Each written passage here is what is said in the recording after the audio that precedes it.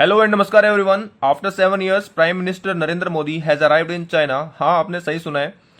देखिए, हमारे prime minister Narendra Modi ji आज एक ऑफिशियल विजिट पे हैं चाइना में। और ये सिर्फ एक विजिट नहीं है, एक मैसेज है। अब ये मैसेज कैसे है, समझते हैं इस बात को। आपको पता है कि पूरा जियोपॉलिटिकल वर्ल्ड एक डायनामिक इन नेचर है और अमेरिका ने टैरिफ इम्पोज कर रखे हैं इंडिया के ऊपर। और उसी को देखते हुए एशिया एक म्यूचुअल अंडरस्टैंडिंग को बढ़ा रहा है अपने जो भी नेबर कंट्रीज हैं लाइक चाइना है। और उसी के रिस्पेक्ट में ये एक विजिट है। देखिए, इस मीटिंग का जो मेन एजेंडा होगा वो दोनों ही कंट्री के बीच में म्यूचुअल अंडरस्टैंडिंग को लेके होगा। अब म्यूचुअल अंडरस्टैंडिंग किस पे, तो mutual understanding like border peace stability को लेके कि दोनों के बीच में जो भी बॉर्डर डिस्प्यूट्स हैं, टेंस हैं, उसके बीच में पीस हो, स्टेबिलिटी हो, वेल मैनेजमेंट हो।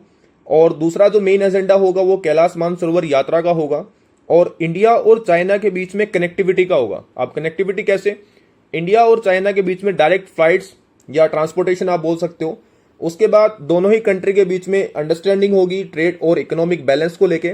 अब देखिए, ट्रेड और इकोनॉमिक बैलेंस काफी इंपॉर्टेंट फैक्टर है। इंपॉर्टेंट कैसे, आपको पता है कि अमेरिका चाइना और इंडिया दोनों पे ही टैरिफ इंपोज कर रहा है, जिससे दोनों की ही एक्सपोर्ट्स पे इंपैक्ट आ सकता है या इंपैक्ट होगा।